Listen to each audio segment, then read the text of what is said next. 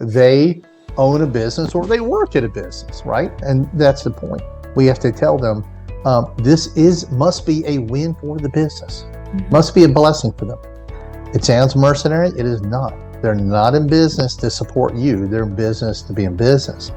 So it's got to be a win for them first. If we can, when we come in and we're one of our funding specialists is talking to a business, we say, thank you for wanting to help, the no-kill shelter. But first, Teresa, let's see if we can save your business some money. If we can, then please consider making the no-kill shelter your automatic donation target. And, that takes all the pressure off of them.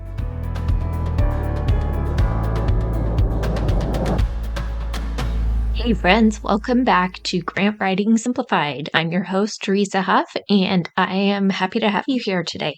If you have not watched my TEDx talk yet, please go do that, because as we go along throughout these episodes, that will give you more context of what we talk about here on the show. It's called The Real ROI of Grant Writing.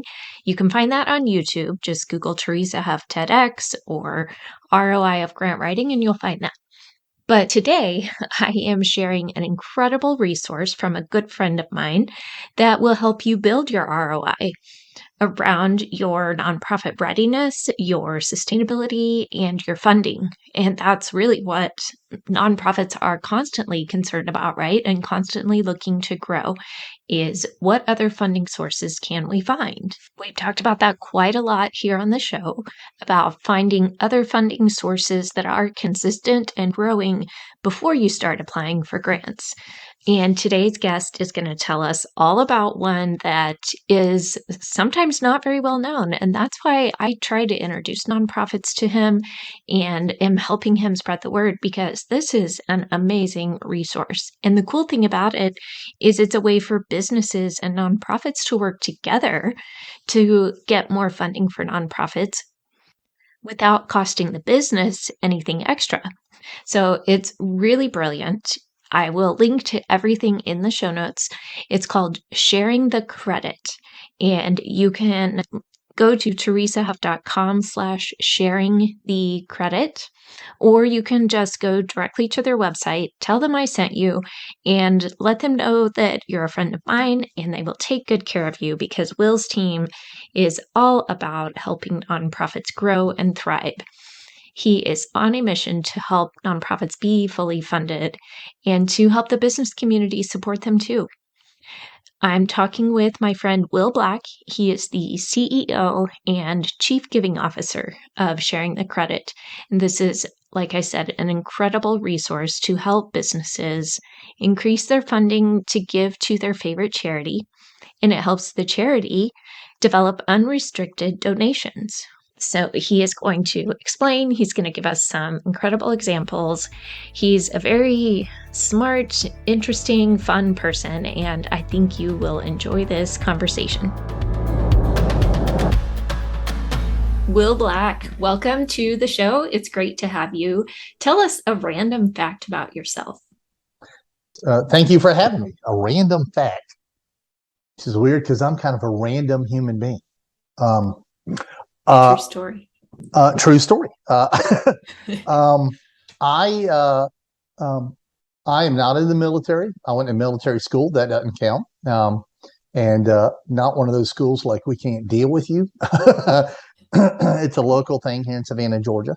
But I work with a lot of military people, a lot of military organizations, right?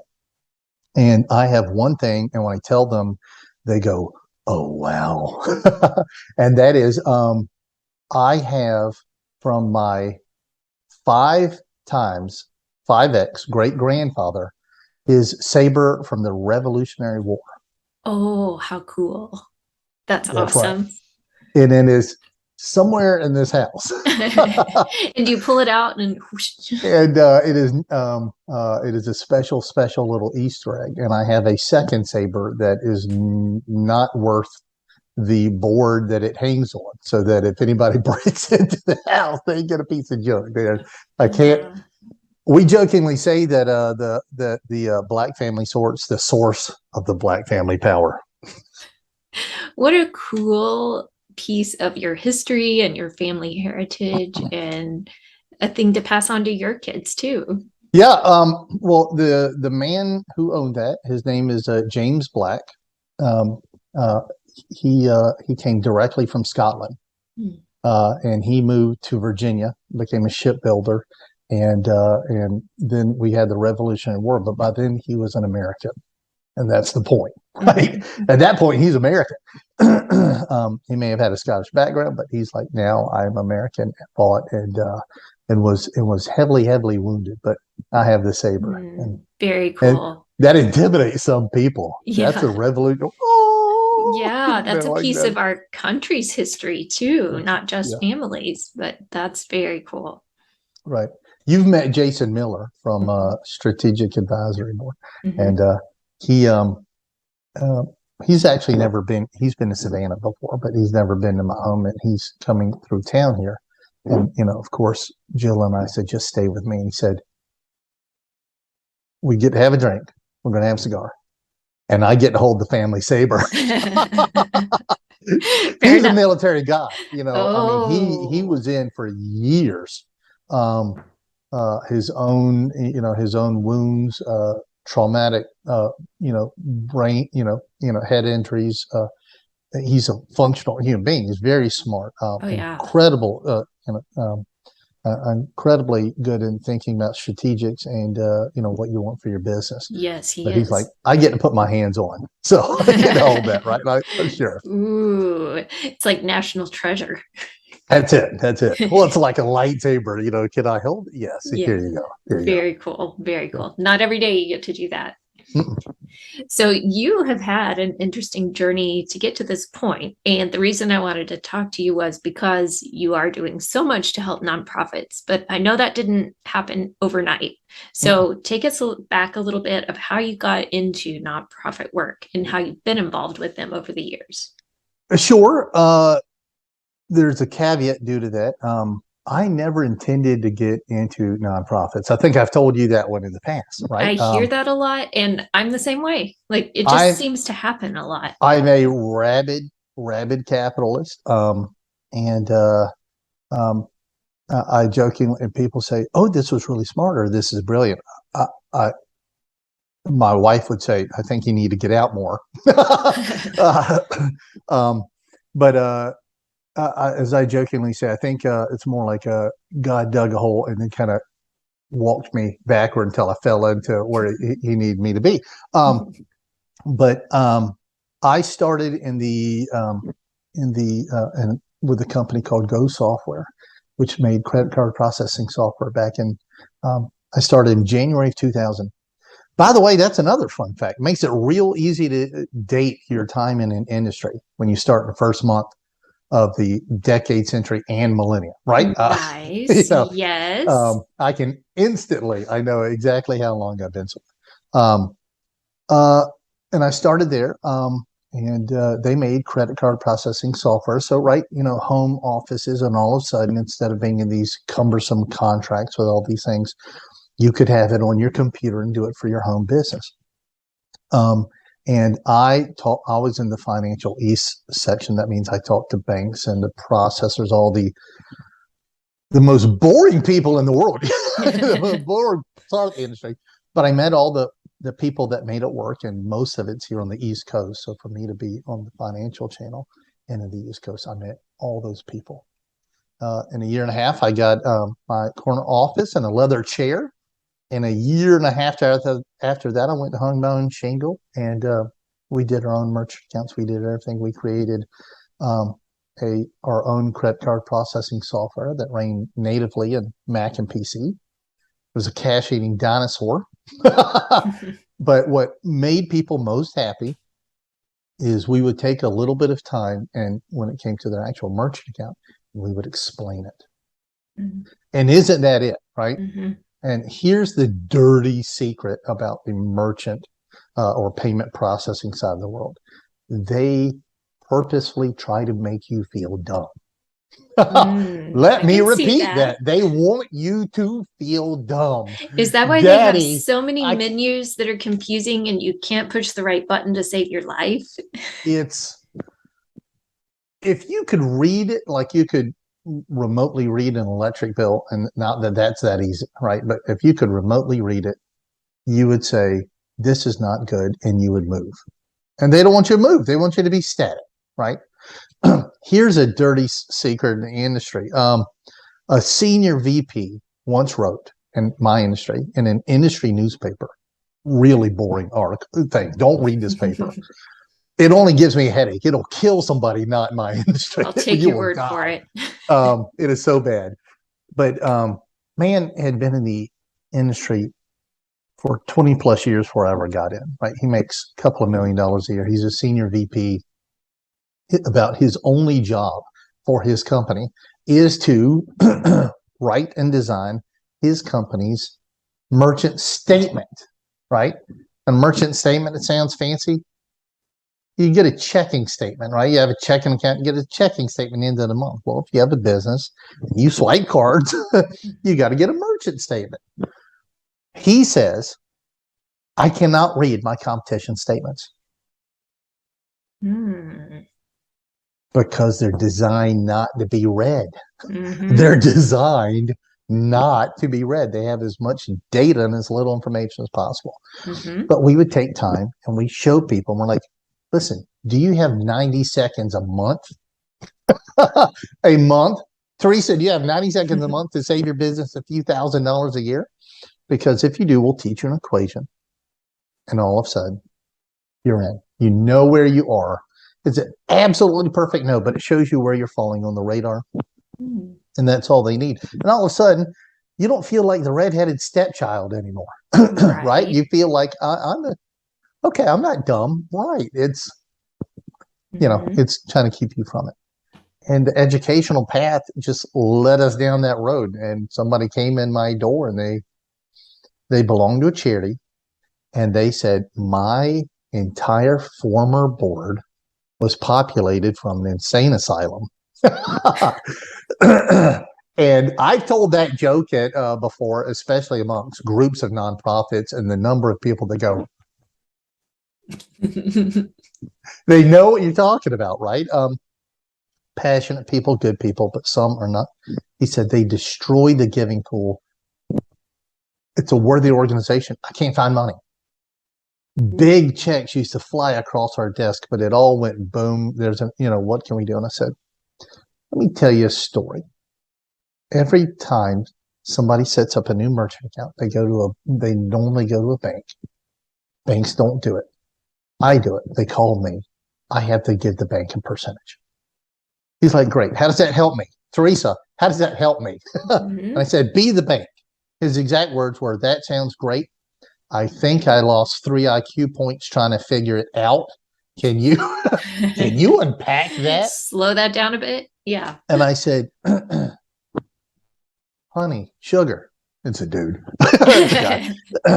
Man, it's a referral fee. Only banks get it because only banks know about it. You could give it legally to a nonprofit. There's nothing that would keep me from doing it. Since then, because it worked, we systematized it with IRS, had to get approval, got them to sign off on it. They love it. And then even went so far as getting Visa, MasterCard to allowing us to put in that door sticker instead of Visa, MasterCard, what have you. You can say Visa, MasterCard, your business here supports saving puppies in Saskatchewan, right? Habitat for Humanity of Boise, Operation Underground Railroad, that keeps children from being trafficked. Whatever your charity is, it's in there now. You give it to a bank, give it to a charity. And I want to go back to that little piece that you just kind of flew by. I flew by a lot of it. I'm doing the broad stroke. This is approved and complete stamp of approval from the IRS to do this.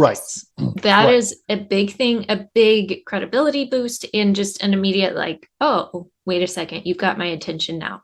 So basically you're redirecting funds from the credit card processing fees to a nonprofit instead of to the banks, correct? Yeah, the 30-second example of that whole Othello I just gave you is when you go in a business and you swipe a card, That business pays a fee to Visa, MasterCard, right, at the end of the month. One of those, not the whole fee, one of those fees goes back into the system, normally to a bank, but it could go to your charity. Now, the important thing is this: whose charity? Not Will's, not Teresa's, not Visa's or MasterCard's. The business's charity. Mm-hmm. The one The of their business's choice that they want to partner with to support. Let me tell you something. I talk to a lot of charities. I talk to a lot of businesses. There is no cherry picking. There's no rational thought as to what inspires you as a human being, right? Do you like blue? Why? There's not a rational reason, right? Do you like red or purple or gray, right? There's no rational reason. I've seen the biggest, strongest, burliest guys care so much and get emotional over puppies. No kidding. Women that are working with veterans, right? It kind of flip flops back and forth. A lot of vets work with vets, but you cannot look at somebody and say, this is what this person's cause is. And it's inspiring. But a female entrepreneur told me years ago, and this stuck with me. She said, Will, my work isn't the only thing that inspires me. Isn't that great? Mm-hmm. Right? And it would be years later when I found out that 80% of all funding in the U.S. for charity, it's not Bill and Melinda Gates. It's not Jeff Bezos of Amazon's ex-wife, although she's making a run for it. It is from small businesses. It's not even Home Depot. It's not all these big things. It's Home Depot. It's the businesses right down Main Street. They do 80% of the work. Mm-hmm. Who doesn't love that? Mm-hmm. And they're giving back to their communities where That's it's right. impacted. They can see it in front of them of what's happening. And I'll tell you another fun fact. They did it's good business. Cone Communications did a study, right?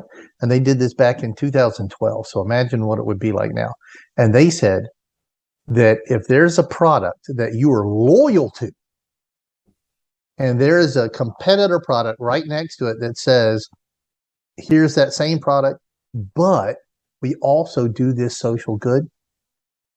Teresa and most people, 80% of the time, will jump from the brand that they're loyal to and will move to that product, at least for that purchase point, right? Mm-hmm. So maybe you have a family pooch, right? Maybe you're a dog person and you buy Alpo. You love Alpo. Your mama bought Alpo. Your daddy we're an Alpo family. We do Alpo, right? And then you go and you're buying Alpo, but right there it says Kibbles and Bits. Buy this bag and we're going to donate a bag of food to a dog shelter. 80% of people jump. I'll buy Alpo next time. This bag, I'm buying Kibbles. Mm-hmm. They jump ship to support the bigger cause, the bigger vision. What business case do you need more than that? Mm-hmm. Right? On the business side, if you don't naturally give, and you probably do anyway, there's your FOMO. There's your fear of missing out. Your competition's going to give. They're going to leave you in the dust. Build the giving in. As astounding as that means, 80%, 4 out of 5, right? All my fingers, maybe not my thumb. But if it's a mom or a millennial, it goes to 90%. Mm. And moms do 90+% of all household purchases, and millennials are often 2 household incomes. Where do you think the money's going? Mm-hmm. It's going to the one that's also doing the social good. So from the nonprofit side of things, tell us what this looks like, maybe an example story or how this has boosted their operations. Oh, golly. The number one thing that we hear, right, is that they have now a budgetable income. Consistent. And that's astounding for a nonprofit, right? Mm-hmm. When you go from feast or famine, you're rolling in diamonds and you're living on jujubes to stay alive, like you said, Dirty Dancing. That's dating myself. But the problem is you have big fundraisers that take you 6 months to put together, like that golf tournament, that banquet, that fun run, that knit a quilt. whatever it is you're doing. The businesses that could be supporting you, they're open all day, every day. And then all of a sudden, if every time somebody comes and buys pizza or a pair of blue jeans or gets an oil change or does whatever they're doing, they're automatically supporting their nonprofit. That's a huge real world win, right? It doesn't even have to be a lot of money to then change the life of the nonprofit, because all of a sudden they've got real money coming in. You work in grants, and you've told me I've got to come in sometimes, and the reason that people aren't effective is they don't know what they're doing, and there's a hot mess, and they're not, it's not this focused thing. Hence the podcast here.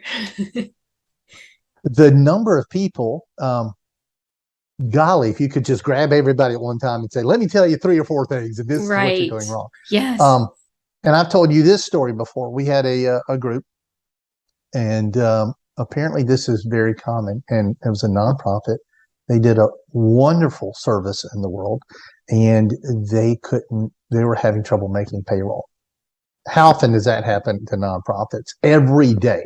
How are we making payroll this week, next month, next quarter? We don't know.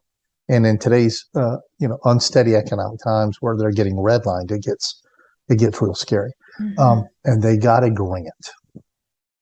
Teresa did not do this grant. No, because they got a grant, and it was for $10,000, and all sweet conservative women, couple of younger women in there, just the same. But all of a sudden, it turned into frat house on Super Bowl Sunday. They were high-fiving, chest bumping. They don't have beer in the building, but they would have been spraying each other right there. They were enthusiastically joyful at that point. And then one of them openly started weeping because she read the grant. And the grant said, may only be used on Windows. And they were all, yeah. And what do you do? Yeah. The joke became, they laugh about it now. They're like, that's great. Come winter, we're going to have these nice windows that lets as much natural light in. Yeah. And they're going to be maybe double pane because we're going to be huddled around a candle with no electricity or heat. Right. Maybe you'll save a couple bucks on the electric bill. They will have no electric bill. It will be turned off if they're going to keep their staff. And they actually got from us like 2.5 weeks later, and they didn't know it. They got a $4,000 check. Mm-hmm. And the blessing about us is, again, we said budgetable. We said that a minute ago. You heard it. Everybody heard it, right? Mm-hmm. Within $100 or so, that was what they were going to make each and every time, unless a business fell off or closed doors. Mm-hmm. But so they can add business. Yeah, they can add businesses and go and just and make it more. We have an organization. They called, I told you this one, they called themselves jokingly, their inside joke is, we're the local nonprofit because you drive 30 miles in any direction, nobody's ever heard of us, right? And now they say that in closed doors, and it's funny. And it's definition of local, but they were not in a major metropolitan area and not huge. They only wanted $80,000 a year, and that was a stretch goal, right? They'd be happy with 50 or 60 if they could get 80. Everything is, wine and roses. And they said, but we don't have a lot of businesses. And that's when we laugh, but we keep it on the inside because we don't want to hurt anybody's feelings yet. And then when they did what we told them to do, and they put it, on their website, they put it in their social media and in their email newsletters, right? And in a little while, they converted 20 businesses, and those businesses do $2 million in sales a month in plastic sales, but they donate $11,000 to their charity monthly. To the one charity, right? And it was funny about it is because when they passed a certain mark, also a former grant addict, they called us up. They needed some Teresa in their lives because they said, what are we allowed to spend this on? Right? Like, are you going to tell us no operating costs, no this, no that? All your staff should be volunteers, yada yada. All the hurdles, of which you help people with. And Right. the problem is the staff person that answered this. It wasn't the most politic answer, and he said, "We don't care." And he said, "Wait a minute. We care about you." Right. Right. What I mean to say, what I'm going to say in that is, Teresa, we're not on your board. We have no say in how you spend these monies. Mm-hmm. And that's and so we have to tell people this is unrestricted funds. No That's a strings big thing. attached. Like Nothing. grants, there are always strings with grants. At It is the least the same. reporting and tracking. It is the same as if I walked up with 11,000 in cash Mm-hmm. and said, "Put this in your operating account." Yep. Here you go. Who are Spend it you? how you need it. Who are you? I'm Mr. Anonymous. It doesn't matter who I am, right? It doesn't matter. Spend it as you need. We suggest you don't go to Aruba for a 3-week scuba trip with your board. Right. Always keep it within the mission and Right. You reasonable do your expenses. mission. Right. But I mean, and we have people, but we tell our charities and we tell our businesses, we don't micromanage a charity, nor do we allow the business to micromanage your charity, right? Mm-hmm. That's not the job. If you don't trust your charity, they're going to be in the news anyway, eventually, for some wrongdoing. Find one you do trust and give to them. Let me tell you, again, rabid capitalist, right? Charities work us under the table. I know people at nonprofits, and a 40-hour work week to them is they're like, are you on vacation? Are you part-timer? What is it? I mean, 50 hours is a part-time at your average charity, right? I know people that regularly put in 90 hours a week. Mm-hmm. I don't know how that's sustainable. It's not. And then we wonder why there's such high burnout and turnover in the nonprofit sector. And I think they're freebasing espresso in the back room. There's no way to maintain that kind of energy. Right. But they are passionate. They to the truth and the word, they suffer for their cause. They believe in it. They know it. We got to give them the tools to do it. My big passion is, and what we tell people this whole time, when we're bringing on new people, and when we bring in agents, ambassadors, staff people, and we tell them what we do and how we do, they get real excited. They're like, why isn't everybody on the planet doing this? This is a self-licking ice cream cone, right? This is the no-brainer. It's a no-brainer. But we get into it and we say, listen, we at Sharing the Credit, we have a very fun atmosphere. And why wouldn't you, right? Mm-hmm. We don't get depressed about what we do. We don't do something dirty that, we always feel good about it. 2, we have an excited atmosphere. When you hand these checks to people, when you send it to them, and sometimes we do the big foam checks and do some, things, those are always fun. But we have a very fast-paced atmosphere. And that catches them for a second, because fun and fast, does that work together? I'm like, yeah. Mm-hmm. Remember when you were 13? Oh, yeah. Right?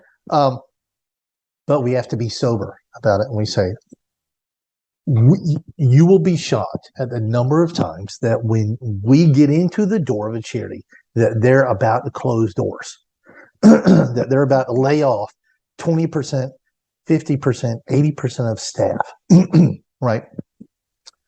Because they're out of money. Mm-hmm. They're out of money. Mm-hmm. It is the exact opposite. And for all the businesses out there, especially if you remember when you were bootstrapping everything, right? You were struggling. You wore 9 hats.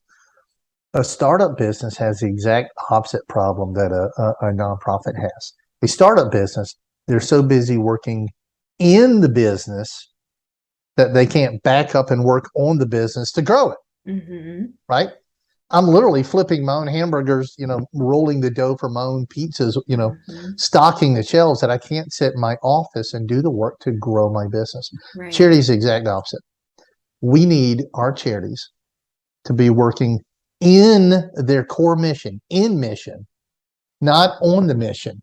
You shouldn't be going out and getting tools to do your work, right? Let Teresa do that. Right. And then once you've got you've got a stockpile, get to work. Get to work. So it's the three-way win, really. The business a business will not do this unless it's a savings for the business. It's the biggest thing I can say. And then the charity gets the ongoing funding. That's a beautiful thing. But the community keeps the charity. We'd be in a sorry state of affairs if all of our charities blipped out of existence all of a sudden. Yeah. Right. Well, and you alluded to that sometimes charities are on the verge of closing their doors, which is a really precarious and unfortunate situation, of course, to be in. And that is not the time for grants to sweep in and come to the rescue. That's not what grants are for or how they're designed. So they have to find other avenues to stabilize and bring in income. Right. And once it's stabilized, then grants can be a good option to look at. But grants are not a rescue plan. They're a proactive long-term funding I know strategy. A lot of charities that think they're the rescue plan. Yes. And that's why I keep saying it out loud so much on the podcast, and to anybody that'll listen or not listen, they need to understand that piece of it. And so then that's where they need to be on the lookout for other things like this that can step in to provide that sustainable foundation. And then you can grow from there by adding grants to the mix, but not as the immediate quick fix, because there's nothing quick about grants. And so with yours, it can be more of a stabilizing factor to carry out the mission consistently and then grow with other avenues. Well, it's amazing. If you, like I said, if you get a charity an extra $1,500 or $2,000 a month, even as small as the numbers that is, and they may need $8,000 a month, to fix all their problems, but they de-panic a lot. Right. But the unsung thing here at the end of the day is always the business. And so we come back to it. Remember, I said, the local nonprofit, they said we don't have a lot of businesses, and we laughed at that, but we kept it inside. We say, do you really? And we come back and they start getting a check with a comment and they're relaxing. And then we tell them, Joe, did you really think everybody that donates to you won the lottery? No, they own a business or they work at a business, right? And that's the point. But with us, we have to tell them, this must be a win for the business, must be a blessing for them. It sounds mercenary. It is not. They're not in business to support you. They're in business to be in business. So it's got to be a win for them first. If we can, when we come in and we're one of our funding specialists is talking to a business, we say, thank you for wanting to help, the no-kill shelter. But first, Teresa, let's see if we can save your business some money. If we can, then please consider making the no-kill shelter your automatic donation target. And, that takes all the pressure off of them. The third business we ever spoke to was a car dealership that does $1 million a month in plastic. Again, I've told you that one. Really, keep them in your thoughts and prayers as they struggle.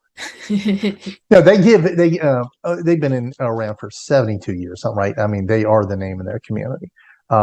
And we were introduced to them by a nonprofit. That's the whole point. The nonprofit gets to walk you in the door, because when a nonprofit introduces us to a business, we have the nonprofit's halo, and they put it on our head, right?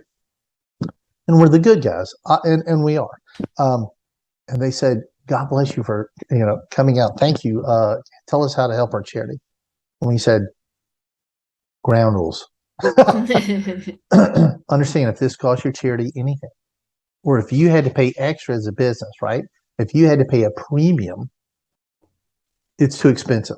Say no, thank you. They say, well, God bless you. We thought you wanted a check at the end of the conference. Everybody wants a check from us at the end. And we did what we did. So we ended up saving that particular group $30,000 a year in fees. And the big, GM of that group said, "Wow, that's a car. It's a Mm-hmm. whole car." And I said, "It's a car a year. It's a car Yes. every year." And we always Yes. underline that. It's got to be a win for the business, because Mm-hmm. if it is, they will give forever. That group, third business we ever spoke to, they not only signed, they're with us to this day, as well as 99.5% of all businesses we've ever signed since inception. Because if it's good for them, they will give to their charity forever. Mm-hmm. And that's the thing. It's a win for the business because it saves them money. It's a win for the nonprofit because the business is automatically funding with fees they have to pay anyway. It just goes to the nonprofit. So, plus, the bigger piece is it's building community relationships and goodwill between different agencies and different types of partnerships. And that just strengthens even more the resources and support network. It's also just simply chicken soup for the soul. Right. Businesses are people, Right. and we all give. We all do something. You always put the coin, the Santa ringing the bell out, in the mall out on the street, right? That's the point. And an older man, he was in his 70s, and he told me, he said, "This makes me feel like such an adult." And his name is Charlie, and I know Charlie. And I said, "Charlie, you've been an adult for a long time." And he said, "Yes, smart Alec." What I mean to say, Will, is that it makes me feel very financially responsible, right? Good And he's a good steward. man, and he's very good with his money anyway. But when he found out, actually, it's funny, it's because we're sitting there talking, and he's somebody I converted over to lunch because he's a few miles down the road from me. Um, and we were talking about a charity we both knew, and 4 minutes in the conversation, he just stopped. Will, stop, stop, stop. And I thought I'd offended him somehow. "Charlie?" "Yes, sir." And he said, "Bring me the paperwork. I'm done. Just, I'm Okay. done. I'm done. Okay, Okay, we're just, good here. we can eat the salmon. Let's Right. just chat about the Enough game, or business talk. Yeah. that's it. I'm done. Yeah, if you're going to, I have no love for putting this money back into the system. I have a heart for this particular charity. Help me give it to charity. How Not I quick can we want to, sign it up? help me Right. carry it across. And that's what you're doing. You're helping connect the dots between all these agencies and the work they're doing and the entities out there. Now, I want to make sure it's crystal clear. So go over again with us who qualifies on the nonprofit side for this. What are the requirements? Well, you have to be an IRS approved 501, right? The easy one to do is always a 501c3, right? You can be a military organization, which is a C19. But oddly enough, we also do C6s, which is some civil, like some chambers of commerce. They normally don't get to play in this particular sandbox. They can. Nice. And here's the really cool one. Normally, a charity may not give back to themselves. This kind of muddies some water, right? Makes the IRS itchy. You do not want an itchy IRS agent. Right. But we have, for example, Restores, which is, of course, a retail arm of Habitat for Humanity, right? And not in a global sense. One belongs to that, normally we have one here in Savannah, and they're owned by the Savannah Habitat for Humanity. Well, they are allowed to take their own transactions and take the money that would normally go into the bank and instead give it to their parent company, Habitat for Humanity, with no IRS itching spasms whatsoever. We had to go over this with a tax attorney and an IRS agent, and the IRS agent's actual words were, "Yeah, we don't care." And I said, "That's not good enough." Right. We want this in gold engraved writing. So the Restore business dealings that it does, all those transaction fees, that portion, the plastic fees, the bank portion of that can go to their nonprofit that's associated with their organization. And this is because IRS says this isn't the reason there's no muddying of the water is because once it goes through the Visa MasterCard system, the IRS considers it a completely separate, legal, already taxed in its way transaction. It is done. It's separate. And they say, and we kind of consider it as if sharing the credit is making this donation. We're like, maybe that's a legal fiction. It's always the business giving to the charity, and they're like, great. It's a separate transaction. It's okay if those monies go out, they're normally going to go to the bank. If you want to turn around and you redirect them and they go to the nonprofit, knock yourself out. So basically, you have gone to the trouble of approaching the IRS, letting them scrutinize the process as a whole, pick it apart, put their stamp of approval on it.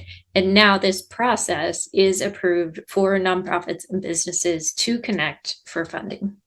That's right. That's right. Well, and we get that all the time. Can a charity give back to itself? Right? Because they often have their own little fundraisers. They have things, we had it also breaks your heart.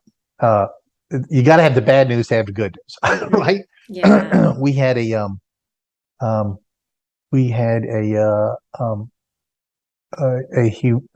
animal shelter, like a humane society kind of thing, and they did $17,000 a month, and they were overpaying $10,000 a year in fees. Wow. Overpaying. To put that in comparison, Teresa, the car dealership that does $1 million a month that I saved, right? $30,000 a year that they were excited over because they're business people. That's a big win for us, $30K. You would think on $1 million it wouldn't be. We would have had to have saved them almost $600,000 a year in fees for it to be comparable. That's crazy, right? $10,000 for a little animal shelter. I mean, that is several full-time employees. That is insurance. I said, how much is a shot? And they're like, some of these shots are 50 cents to $5. I'm like, how many dogs is that? How many animals? How much food is that? How many animals are you putting down? Because they don't want to put the animal down, right? They weren't a no-kill, but they were no-kill at last resort. They were kill at last resort. Right? They would eventually put the animal down. And they're like, but we run out of funding. I'm like, without going with me, I can show you how to save $10,000. Yeah. Immediately. And it, golly, wow. That breaks your heart. Wow. But at the end of the day, they did that $17,000 in fees from people getting neutering, spaying, adoption fees, also trinkets, other little things that, hey, buy a T-shirt. I love puppies. I heart kittens. Support all this stuff cause. To support, right? But they can give back to themselves. Now, are they giving to themselves, or is it a retroactive discount on their fees? You pick. Yeah. My answer is yes. Semantics a little bit, maybe, but right. Yes. It's both. But right. No, that's the for that question. That's the who can give. That's the trickiest one of the bunch. And I both loathe and love that story because I was so mad when I'm like, ugh. But that also fuels the urgency and the need to, okay, let's step up and do better. Let's help. That's the fast-paced side, and we have to use these as training modules, right? We say this group was laying off half their staff. This chair, this president, this executive director, she is getting an ulcer and has been losing sleep because she doesn't know where funding is coming from, and she's about to walk in there and say, like an angel of death, hey, can I talk to you in my office? Can I talk to you? And lay off half the staff. You know what that also means? Half the effectiveness, half the good, half the work in your community. Yeah.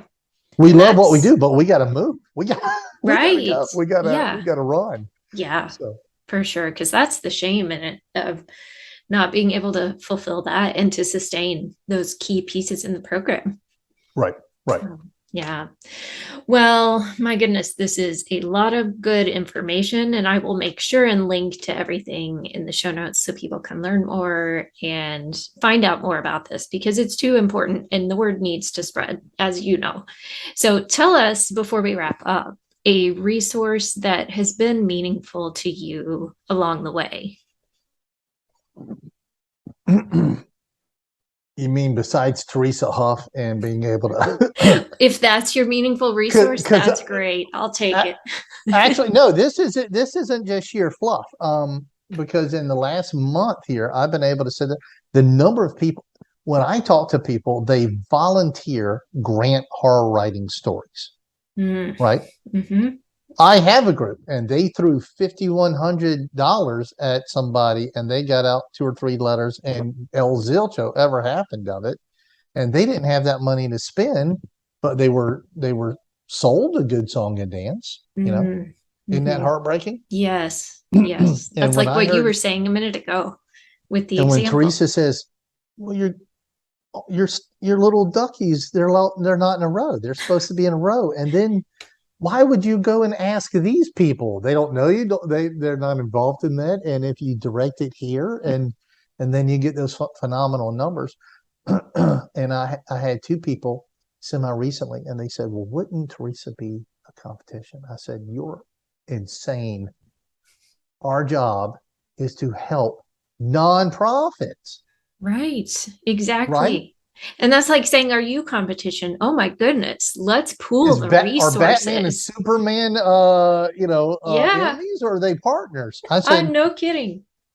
I said, I will probably, because that was an eye-opening for me. I just thought, like most people, grant writing is spaghetti throwing. You're just slinging, and the people that do it well through enough spaghetti, they hit 2 or 3 people, and they just reapply year after year. Maybe hit a and you in a 5-minute conversation said, "Well, they didn't do this, they didn't have to, and they didn't." And you're like, I feel dumber.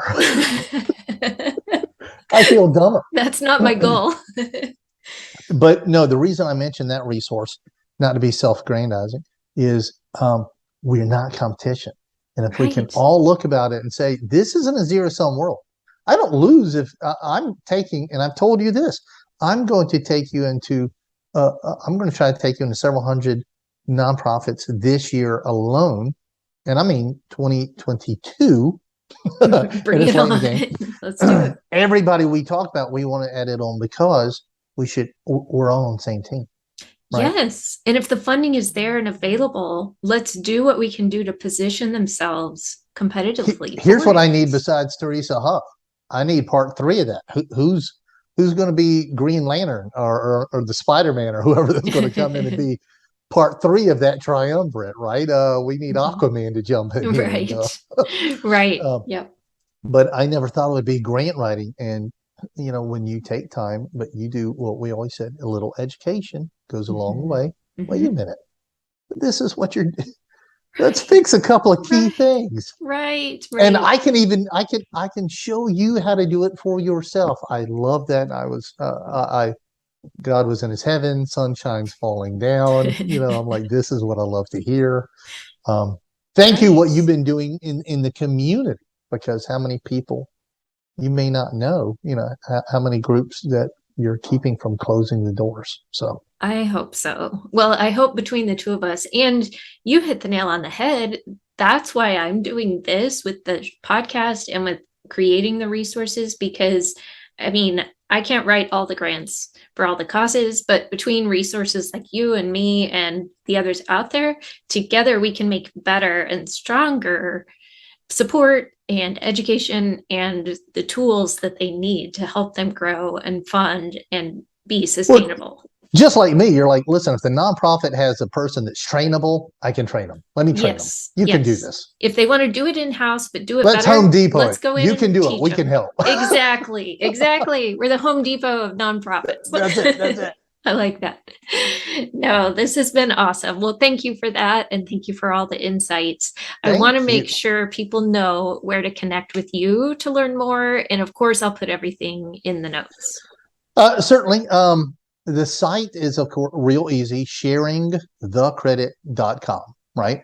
I am Will at sharingthecredit.com. Anybody can reach out to me. And one of the really fun things, we kind of glossed over it. One of the really fun things is getting your charity on the door sticker. And, when nonprofits start to get 10, 20, 30 businesses in their community, but all of a sudden their logo is branded on all of those businesses, right? Yes. That's a fun time. Yes. Because all of a sudden name it becomes recognition. self-generating. They're doing all this advertising. Hey, here's a fun fact. No business in the history of Sharing the Credit has ever turned away the door sticker. Because they're like, I love showing, saving puppies or helping veterans or feeding the homeless. They want it on there. They want to say Visa, MasterCard, your business here supports, boom, your charity. Yeah. Why not? I mean, they're only going to pick the causes that they really care about. And so, of course, they're going to be proud to display that, to show that, hey, you're helping us support this. Let's all work together. And it's a really cool ecosystem. So, you can do this for free. I'll give you the link, and you can put it under there. And it's like, if you would like to see what your charity's door sticker could look like, if they upload their logo, we'll send it back with a watermark because it belongs to them until we're, formalized a few things. No cost on our side, but they can see it, and they see that, and all of a sudden they're like, "Oh, I want to see this on 100 businesses, right? Let's do this. Let's go." Yep. Very good. Well, I hope people will look into this and really consider this as an incredible option for funding and for building their capacity for their nonprofit. So thank you for sharing and for another great conversation. It's always fun to chat. Thank you. Thank you for having me. What did I tell you? Will is quite the person, isn't he? He's got some great stories and examples, and Sharing the Credit is a powerful resource. I've been so excited to share this episode with you, and I hope it gave you some incredible ideas to take to your nonprofit, to talk to your board about. Share the episode with them and go check it out. This is a completely legit resource that is available to nonprofits, and often it can save the business money as well, and at the same time support the charity. So it's truly a win-win all around, which ultimately helps support the mission. And that's what it's all about, right? Is finding ways to help you carry out your mission in much better ways, to take some things off your plate and help you be on the front lines and be in the cause, working for the things you truly care about. So you can go check it out at teresahuff.com/sharing the credit. I will link to it in the show notes. And just have a conversation and explore the opportunities, because this is such a tremendous tool to help you work on your mission. And they truly believe that doing good is good business. So, all right, friends, if you end up talking to Will's team, I would love to hear from you. Send me a message and let me know how it's going, and let me know what you're up to in your work. I love hearing from you and hearing about all the different missions out there in the world. I think it's incredible, the work you're doing. So please keep it up. I'm cheering for you. So connect with me on LinkedIn or on my website, shoot me a message, and let's keep the conversation going. All right, friends, have a great week and go change your world.